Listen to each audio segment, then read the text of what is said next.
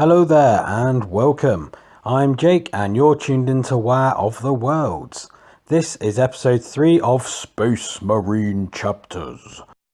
Last time I talked about the Crimson Slaughter, the horrifying voices in their heads and the savage acts they commit because of them.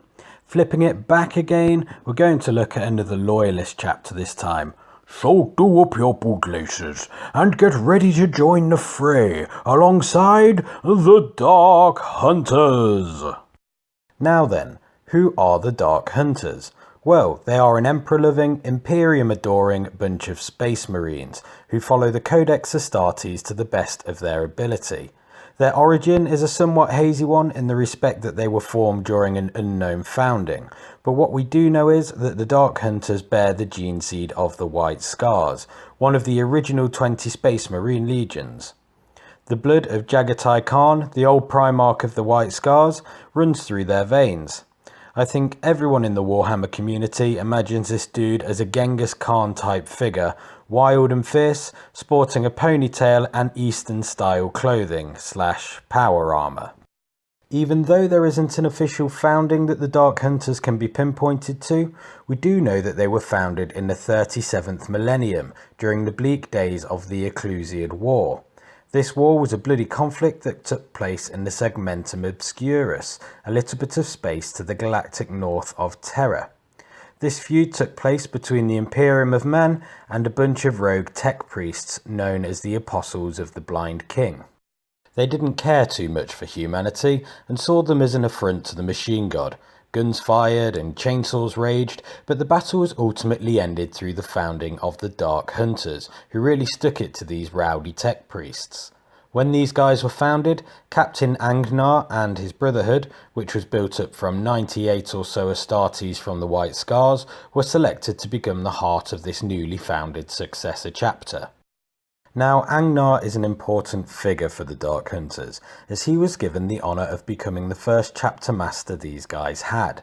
With his new rank, he was given a relic power axe by the then current Khan of the White Scars, a chap named Mordecai. It's rumoured that this very same relic was used by the Jagatai Khan himself. This badass weapon still sizzled with blue flame as Angnar raised it high. It was only natural that the Dark Hunters should use this almighty relic as their chapter badge, known as the Axe of Justice. With their fierce reputation for being morose and unyielding fighters, they became one of 7 Space Marine chapters given the task of tracking down and eradicating a warband of Chaos Space Marines, known as the Punishers, a group of renegade Marines dedicated to the Chaos god Slanesh.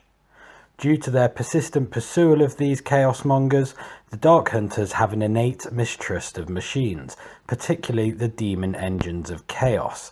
They hunt these things like prey and will stop at nothing to bring them down, even if it costs their lives. The Dark Hunters' hatred for the chaotic war machine stems from the chapter's first campaign, one that saw them up against a mutated warlord-class titan called Repellus Maximal. Coming up against a staggering 33-metre tall titan is enough to make even a hardened Space Marine shit his power armour, but one change by chaos? That's enough to make any Space Marine chapter hate machines and their demonic forms forever. As mentioned, and just like the White Scars before them, the Dark Hunters are also a Codex Astartes compliant chapter. Their tactical procedures adhere to the sacred tome of Rabute Gilliman, Primarch of the Ultramarines. Having said this, the Dark Hunters do deviate a little from the strict rulings of the Codex Astartes. Most notably, this is visible in the organisational structure of the chapter. You can see it in how they use different ranks and titles to distinguish themselves amongst the rest of their brothers. The chapter master takes the name Khan, and in the words of John Coffey, "Yes sir boss, like the Primarch, only not spelt the same." Now, unlike Jagatai's clan and the other successor chapters, the Dark Hunters prefer a crafty bit of stealth on the battlefield, alongside a range of fast-paced tactics. There's a little bit of a fable behind how the Dark Hunters came to be the fast-moving Marines they now are, and even behind the name they hold.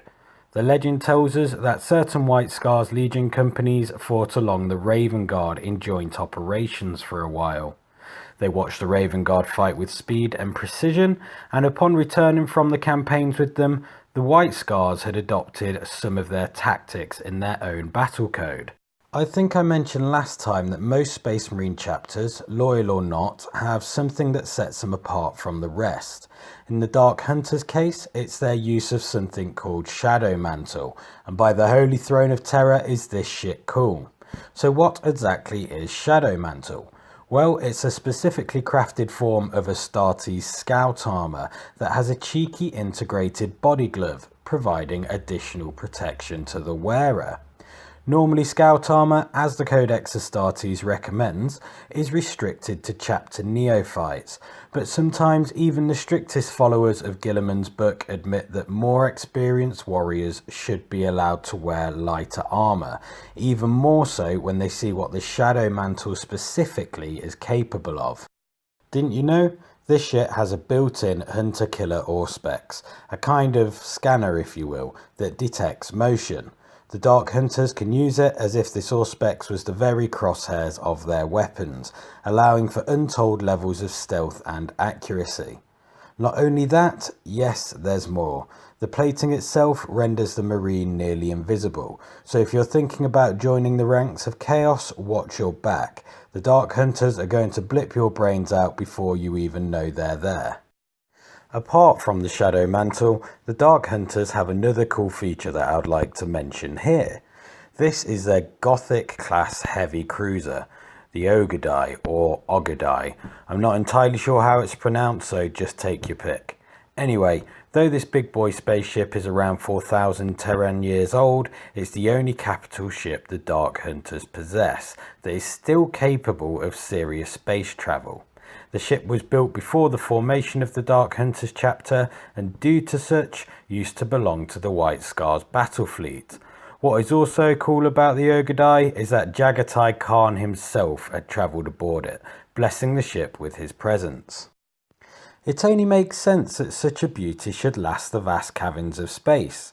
Despite its age, because as we know, in the 40k universe, age isn't always a sign of weakness, the ship still has the firepower to lay planets to waste. The Dark Hunters do have another notable ship that falls into the history of the chapter, the Umbra Mortis. Dwarfed by their capital ship, the Umbra Mortis is merely an orbital battery that is incapable of travelling the warp. Oh yeah, and it's been stripped of a lot of vital parts, so maybe that's why. When it comes to the Dark Hunters, I think it's fair to say that they're a rather underrated chapter, and it would be good to see a bit more history created for them in the 40k literature. Even so, moving towards the end of the episode now, I want to mention a few of their most notable campaigns. Other than the First and Second Punisher Wars, two huge fights against lots of Chaos Marines, I want to very briefly talk about the Delrond campaign.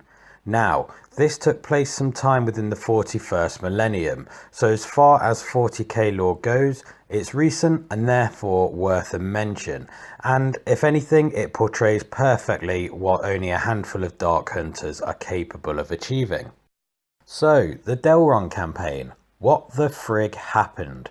Well, for 5 whole years, a single company of the Dark Hunters held the entrance to the Cathedral of the Emperor ossified on the world of Delrond.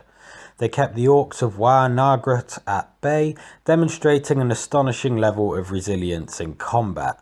Most remarkably here, the chaplain of the Dark Hunters' 4th Company, a Space Marine named Hyron, earned a gory and well-deserved reputation as a result of the conflict. He was persistent in rallying his brothers time and again to drive back what seemed to be an endless green tide of orcs. Eventually, the warriors who stood by his side became known as the Conclave of Midnight, as they survived a long and bloody war that was essentially waged in darkness. The Conclave ended the life of the Orc war boss on the steps of the cathedral in the final days of the scrap, and consequentially were then able to oversee the demise of War Nagrat to its violent end. Talking about ends, I'm going to end the episode for the Dark Hunters there. Again, as I always say, there is more information on them out there, so if you like the sound of this chapter and are a loyalist yourself, go and have a look. If you're into your reading, the author Paul Kearney has written a few pieces that feature the chapter, a short story called The Blind King and another called The Last Detail. Not only this, but the same chap has written an entire novel dedicated to them, which I believe is titled Umbra Sumus. Basically, if you want to really get into these guys, Paul Kearney is your man. If there's anything else about the Dark Hunters that you want to share, don't be afraid to do so. I'd be intrigued to hear what you've got to say. Also, don't be shy and leave some suggestions for the next video in the comments below. You've been tuned into Wire of the Worlds. Thank you for watching and see you next time.